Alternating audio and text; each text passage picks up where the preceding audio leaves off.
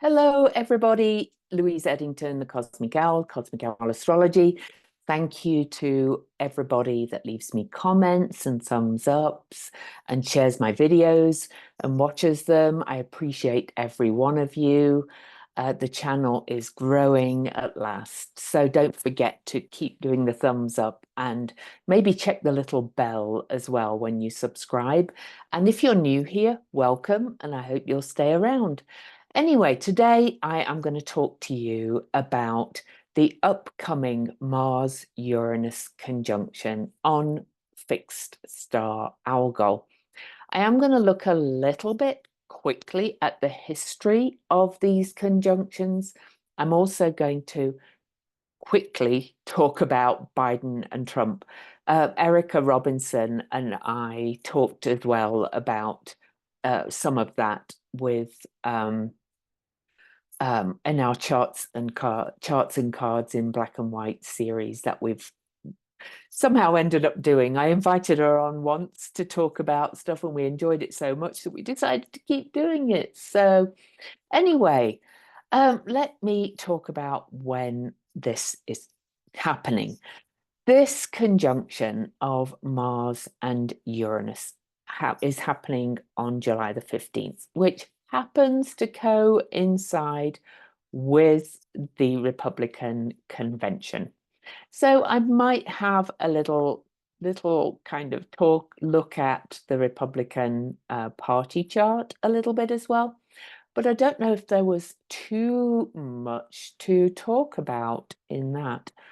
And I seem to have lost it. So I'll get that up while I'm talking. But anyway, what was I going to say? Okay, so let me give you some dates. This Mars-Uranus conjunction happens about every 2 years. And because Uranus has an 84-year cycle, it only happens in Taurus about every 84 years, 3 or 4 times. Now, the last time we had Mars-Uranus conjunctions in the sign of Taurus was from 1936 to 1942 in the lead up and into World War II. Now, I'm only going to look at the chart for the last one of those conjunctions, because that one was also at 26 Taurus, which this one is at. Okay, so that was 1942. So I'll be looking at that. But the dates back then, so we had April the 7th, 1936 for Taurus, March 28th, 1938, 11 Taurus, March 16th, 1940, 19 Taurus, and March 1st, 1942, 26 Taurus. Now then, since Uranus has been in the sign of Taurus, we've had conjunctions on these dates. We had January the 20th, 2021. Now that one was at 6 Taurus, and that was square to the lunar nodes in the USA chart. Just saying, because I think we know what happened in January of 2021. It was after an election. There was January the 6th, and then on January the 20th, 2021, we had the inauguration. So change. Anyway, enough of that for now. So August the 1st, 2022 was the last Mars-Uranus conjunction in Taurus, and that one was at 18 degrees Taurus and conjunct the North Node. And so, you know, we can clearly see that these periods were times of discord and change and you know, there was often some kind of violence. Not always. Mars is associated with the military and weapons and so on, but that doesn't mean that this will always bring actual violence. Okay, you'd have to go through and look at the history of all those dates, but I'm going to look at March the 1st, 1942, just to really dig into that one. I'm just finding that Republican Party chart. I got distracted and got out of it. I'll talk to that in a little bit. All right, so let me share some astrology. And again, while I'm doing that, don't forget to give me a thumbs up. Give me a comment at the end. Please watch to the end. It helps the algorithms. Anyway, and if you don't like what I do, then, move along. No need to give a thumbs down. It's just kind of sad, really, to be honest, doing that. So, oh, my computer is wheeling, of course. Okay, here we are. So, March the 1st, 1942. Here we have the Mars-Uranus conjunction at 26 Taurus, the same as we've got coming up on July the 15th. And I have to say that that was a horrible year. Okay, 42, let me give you some highlights, but then I want to really kind of drill down in it. So these are the major events. On January the 2nd, the 28 nations at war with the Axis powers, that's so the Allies against the Axis, pledged to make no separate peace deals. So they were coming together, right? On January the 20th, Nazi officials held the notorious Wannsee Conference in Berlin to organize the final solution. So that emerged that year. On February the 13th, as we headed towards March the 1st, which was this conjunction, there was Operation Sea Lion, which was Nazi Germany's invasion of England, was cancelled by Adolf Hitler. I think that's really important, by the way, because we had the Jupiter-Uranus conjunction a little while back, and a look back at history of the Jupiter-Uranus conjunction, which happened then as well. That was also the day the Blitz ended. It was not the beginning of it. It was the day the Blitz ended. So Uranus is changed, sudden turns of event. So Hitler, again, he called off the Blitz, turned his attention to Russia on the Jupiter-Uranus conjunction. Just 2 weeks before the Mars-Uranus conjunction, Hitler cancelled the invasion of England. Okay. But it was still an awful year. So, the city of Darwin was attacked by the Japanese because Japan had joined the war by now. On February the 24th, the Battle of Los Angeles took place, which was a series of anti-aircraft engagements over the city in response to a rumored but false Japanese attack. Anyway, but then things got really nasty right after, but this was after the conjunction, and that's where I want to go. And I'm not going to read them all, but basically the first concentration camp opened on March the 17th, and then the Warsaw Ghetto Jews were sent to another extermination camp. Trains started going to Auschwitz. But on the revolutionary side, Mahatma Gandhi and 50 others were arrested in Bombay after passing of a Quit India motion and campaign. So there was kind of this revolutionary kind of thing as well. The Manhattan Project commenced as well in August. And you get the idea. I'm sure you can go and look. OnThisDay.com is a really great site to kind of just get a list of major news events. It's easy to search. So in March itself, so this conjunction was on March the 1st, 1942. The US was not doing well, but right on it. So there was some pain as well.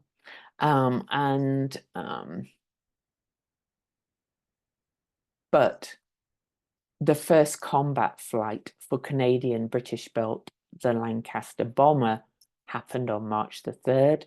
I think the Brits and the Allies rather were generally have thought to have won in the air, by the way. So you could see there was, you know, turning points. Now here's to my chart before you all kind of freak out, because we've got this project 2025 that's talking about detention camps for immigrants and all kinds of awful things. I'll put a link to a really good document in the description. It's also in the description of the latest charts and cards that I uploaded earlier on July the 10th. It kind of breaks down. You don't have to go and read all 900 pages.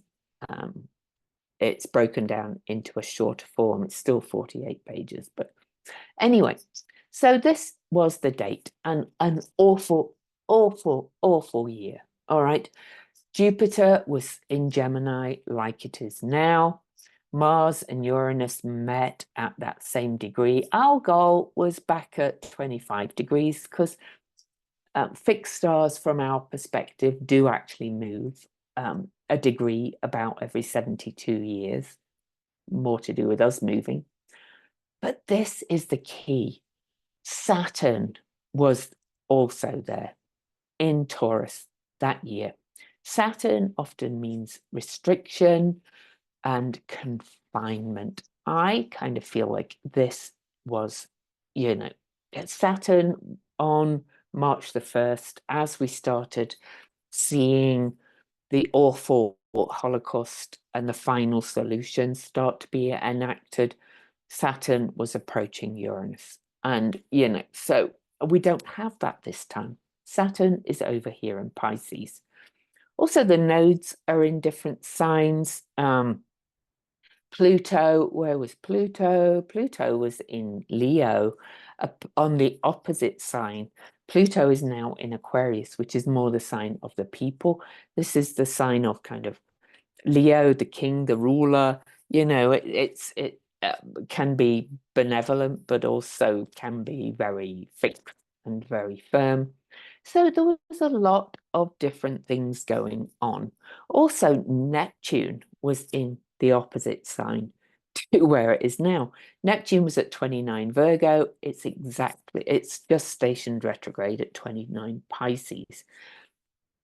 To me, that always tells me about turnarounds, things not being the same as last time. So there's that for a start. I also noticed that Juno was opposing Saturn.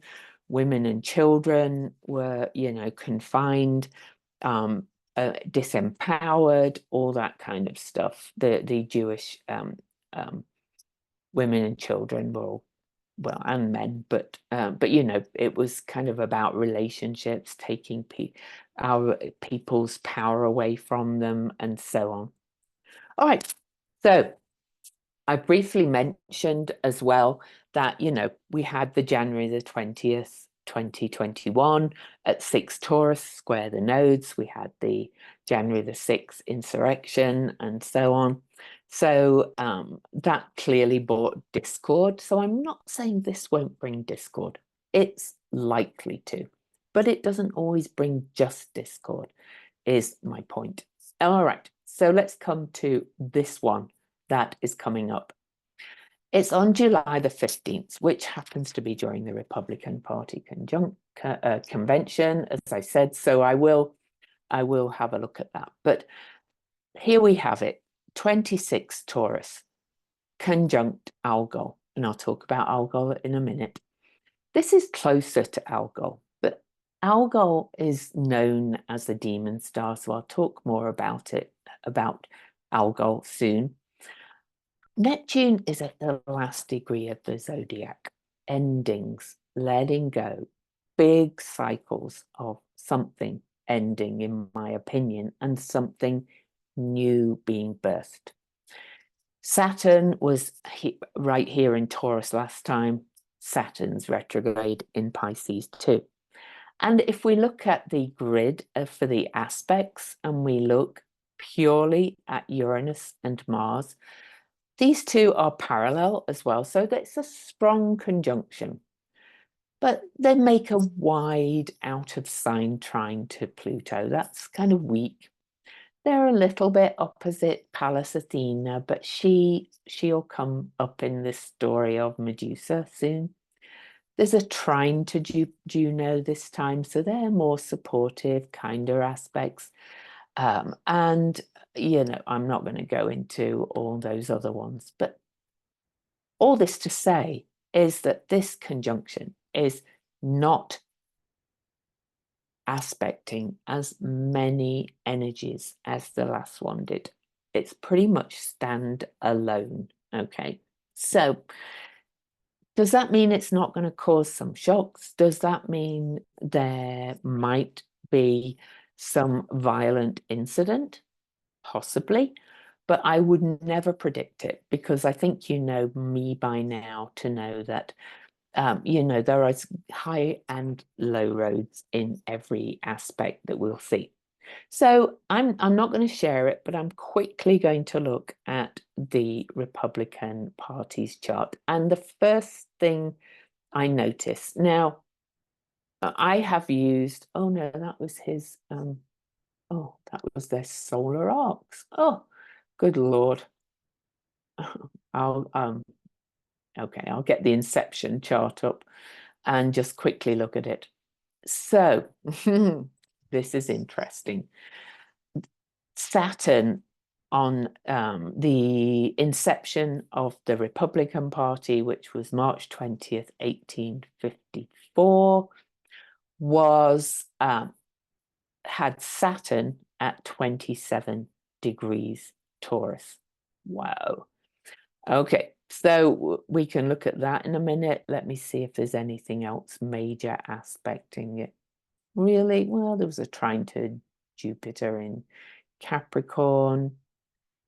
And incidentally, the Jupiter in the Republican Party chart was at 23 Capricorn, which was conjunct the major conjunction that we had January the 12th, 2020, that is kind of talked about in terms of the pandemic, but probably it was the beginning of the downfall of this Republican Party, a big downfall. Jupiter, big pile up of planets on it.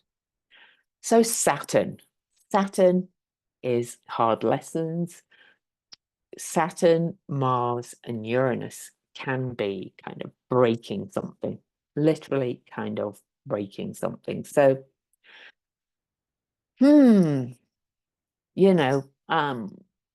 well, I think I am convinced the Republican Party is falling apart because of what's being done with Project 2025, with all the rogue courts and what they've done and things like that. I think the people are fighting back.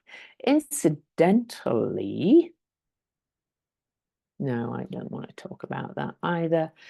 Anyway, so what do I feel this conjunction is going to bring in many, many ways? Because of the fact Neptune is at the opposite point, there's all these differences in the chart of this time as opposed to 42. Remembering we were already actually at war then as well. And it was actually a turning point year in the war, even though it was not pleasant. And that Saturn was here at all. In fact, it was dreadful. I don't want to minimize the Holocaust at all. Awful. I just kind of feel like this could be a breakthrough and a turning point in so many ways. There could be the violent incidents, yes, because Mars is that, but Mars is also our drive, our will, our push to start new things. Mars is kind of this warrior energy, but also a guardian. And Taurus is the sign of values and so on and so forth. Okay. Uranus is expect the unexpected. Uranus brings sudden turns of events. In many ways, I kind of see Uranus as a bit neutral, when Uranus moved into Aries, we had the big tsunami that led to Fukushima and all of that kind of thing, killed a lot of people. Literally kind of like the, shock of this major tsunami that you watched on TV swallowing people up. It was awful. But Uranus doesn't always bring that. Uranus sometimes brings major breakthroughs and major turning points in different ways. I've already talked about how Jupiter-Uranus conjunction actually brought the end of the blip. I've actually talked about how Mars-Uranus conjunction back in 42 brought some other turning points. Now with Saturn there conjunct Mars and Uranus back in 1942, that would have been slower. The brakes are on, Saturn's brakes. Not that Saturn is always bad either, but this one is going to be quicker, I think. And also, I have to say, Venus rules Taurus. It's one of her signs, even though I don't love the sign, the term rulership. Venus is free of the sun's beam. She's just emerged as evening star, which is more peaceful Venus, and she is now in Leo. And what was in Leo back at that point? Hecate was a turning point, but Pluto was there at 3 Leo. Venus is kind of there now going, let's come together, let's bring some healing. I am not really, I've got to get the exact conjunction back again. I'm not really feeling this one being, a scary kind of turning point. There may be some violence, absolutely. But look at this, the kind of the closest aspect really for this is this opposition, or the most powerful aspect, I should say, because the closest, Juno's closer. But it's kind of in a sextile to Neptune, so it's kind of an opportunity to leave something behind. But this is opposing Pallas Athena, and Pallas Athena has just stationed direct and is coming up to oppose Uranus again. And Pallas Athena is that wise owl. She's that wise justice. She is the pattern seer and problem solver and creative intelligence goddess. But this brings me to Algol. So you're going to hear a lot out there of kind of saying Algol is this demon star. In traditional astrology, Algol was called the demon star. And what can I say? All right. So Algol in astrology was said to mean people losing their heads, not always literally. Sometimes, although it has occasionally been associated with that, but also people losing their heads, like not thinking clearly, kind of losing their heads in that way. Okay, so Algol was called the demon star. Of course, she's associated with the divine feminine because she's associated with the head of the Medusa. And of course, as we know, most modern astrologers take a little bit of a different view on this, because anything that was kind of characterized as feminine was bad and evil and temptation and all those things. And the literal name for Algol means Algol, which means demon, evil spirit, or devil, which I'll come back to when I show you the cards I pulled. And it actually is derived apparently from the same root as alcohol. But Algol is actually what's called a binary star, and she is often referred to as the blinking eye of the demon, because she gets eclipsed by another body that passes in front of Algol every now and again. She's called the most notorious star in our sky. She was much feared, but a lot of it was because of this eclipse energy. If you remember, the ancients feared eclipses too, and eclipses, again, do not always bring tragedy. Sometimes they do, sometimes they don't. I've had amazing things happen after a big hit from an eclipse on my chart. But it was something that mystified the ancients. It's bright in the night sky, but then disappears and reappears again. So the disappearing act, we now know, is due to the fact that it kind of eclipses itself because it's this binary energy. Okay. And so it's less than every 3 days that it gets eclipsed. And it earned it this sinister reputation. And of course, it was linked to evil, suffering, pain, death, intoxication, and tragedy. And incidentally, I think dog bites, apparently. So Algol is located in the Perseus constellation, which is in the zodiac of Taurus. So we see that there. The star is said to represent the center of Medusa's head or third eye and is closely connected with her myth. In Greek mythology, Medusa was a gorgon whose hair was made of snakes. She was said to be a terrifying sight, and anyone who laid eyes on her was petrified and turned to stone. But after having her head chopped off, Medusa became a powerful weapon in battle. And if you were standing behind her, you were protected. And if you were standing in front of her, you would be cast to stone. Now, these myths are always gory as hell. And I don't know why we base everything, not all astrologers do, but I don't know why we base everything on these myths.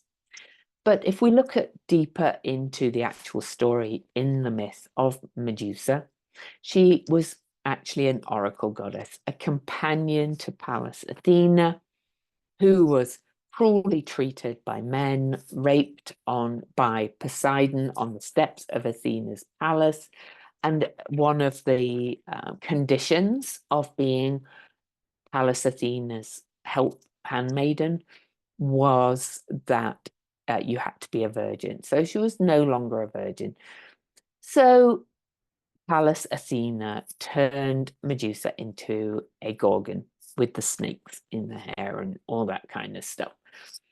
The general myth is that Pallas Athena was jealous, but also, then there's the other kind of theory now that this beautiful maiden was turned into a gorgon so that Pallas Athena could put her head on the shield and stand behind Medusa as the protector, while Medusa's head petrified all her enemies, Pallas Athena's enemies. But then Perseus chopped off Medusa's head, which was when Athena put it in battle, and the blood actually became Pegasus the horse. So there's all these kind of twists and turns. So was Pallas Athena really her enemy? Or, did she turn her into a gorgon in the myth? Remember, these are stories. Almost to say, she was cruelly treated by men. If I turn you into a gorgon, you're going to terrify men and you won't be poorly treated anymore. All right. Anyway, but it was partly thanks to Medusa's head on the shield to use in battle that Athena was successful in her battles. So Medusa became powerful after she died when the head was on the shield, right? Okay. And she became this weapon, secret weapon. So in some ways, there's a lot of theories now that Medusa is about magic, transformation, feminine power. I have a t-shirt with Medusa's head on. I love her. She is kind of like petrify the patriarchy. I've got this t-shirt. And by that, I mean scare them, but also turn them to stone, which is what Medusa's eyes did. Okay. Now then, how did, well, as the Gorgon she did, Perseus managed to kill her by actually turning a mirror so that Medusa could only see her reflection in the mirror. So Perseus again was behind, okay, and she was weakened because of that, and that's when he chopped off her head. So this brings me to what might happen on with our two presidential candidates, and I promise I'm only going to look at them really quickly. Because you're going to hear a lot that Joseph R. Biden, let's put him on. Oh, and I should have current transits and the conjunction. So Mars-Uranus conjunction conjunct Algol is opposing his Sun and Venus. Now, of course, Biden has had Algol opposing all of this all of the time. Now, I just quickly looked back at some key dates in Biden's life to see if Algol was involved. And sure enough, on December the 18th, 1972, when there was the awful accident that killed Biden's first wife and young baby daughter, Biden had transits in his 12th house, which can be a place of loss and grief. And they were opposing Algol. Remember, we're talking about that mirroring thing, okay? Perseus chopping the head off, okay? Then in 2013, Beau Biden was diagnosed with his brain cancer, which he actually survived way longer than a lot of people with that kind of brain cancer. I'm very acquainted with that one because my father died of the same brain cancer a long time ago. So, you know, don't be all poor you. I'm okay. But again, in 2013, even though I don't have a date for the diagnosis, he had transits in this 12th house opposing Algol.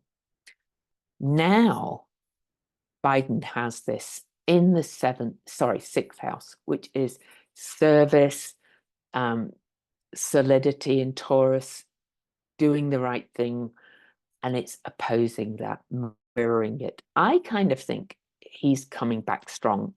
We are 5 days away from the conjunction now, and he was lauded for his speech to NATO last night as I record this. And we've got this press conference coming up on Thursday, tomorrow, that Erica Robinson and I looked at.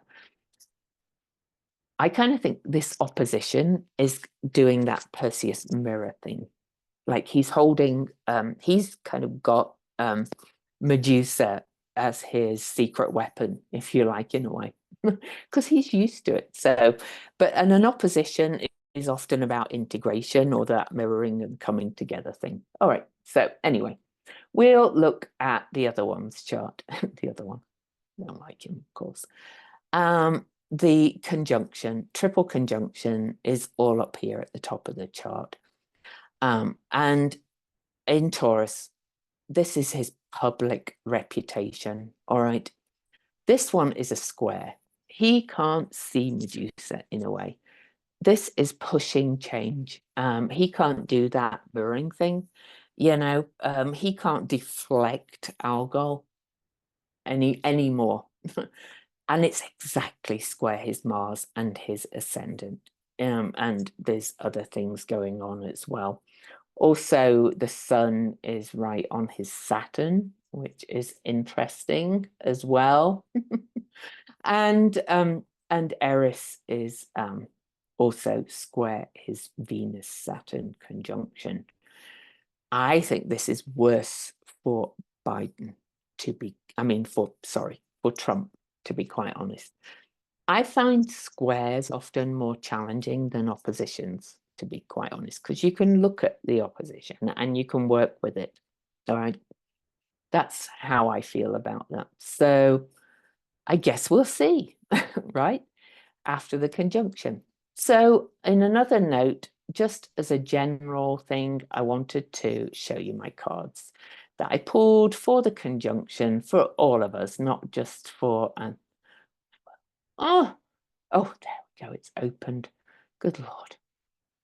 Things are being slow and my video keeps going glitchy. I've probably got too many windows open on my computer because I've got a lot going on at the moment. But let's have a look at these cards. So sorry if my video is glitching. Just look at the shared cards. Look at these cards. This is very different. Okay. And I did tell you I would look at the devil because it's called the demon star, right? So first we get the King of Cups, which is generosity, emotional balance, creativity, the unconscious, someone friendly and wise, and diplomacy. And this is somebody with emotional intelligence. But also for you personally, this Taurus is our senses and our values and about abundance and generosity and creativity too. And I think this can be a big awakening, this conjunction, for many of us. People are waking up and seeing what's going on. In other words, things are being kind of in our face revealed. Okay. And then we have the devil. Remember, she's the demon star. So this one really, the devil has several meanings. It can mean laughing at what bedevils you, or kind of like, taking a light approach to what bedevils you and temptations. But devil can also mean freedom from vices, liberation. It can be obsessing about versus enjoying the material world. Devil is kind of like temptations, but it's also about delving into the shadow. So are we going to kind of like awaken up to our part in whatever's going on in your life or in the world? Okay, so, I think he's rather dishy as well, that devil card with this. With this deck, the Lightseer's Tarot. Last card for this is Judgment, which is self-realization. Remember, light bulb moments, awakening. Mars, it rules Aries, which is the self, the I am. Self-realization and understanding, a spiritual awakening, knowing your motives and your heart to be true, total transparency, soul searching, bit of a reckoning for some, and a glorious unveiling of spirit or an epiphany. Okay. And really the affirmation for this last card is hello essence. I've been talking about finding your selfness since the Mars guided eclipse on April the 8th. It says hello essence, which is selfness is essence. I am here to share my voice. I think, I think this is again going to be a positive turning point. I think the Jupiter-Uranus conjunction was a positive turning point, and I think this one will be. Does that mean there'll be no violent incidents? I can't promise that. It's got this rash feeling to it as well. People might make some rash decisions or take rash actions. So be mindful of any restlessness that leads you to rashness, because Uranus can be very restless. And I think we'll be okay. So there we go. See you later. Mwah.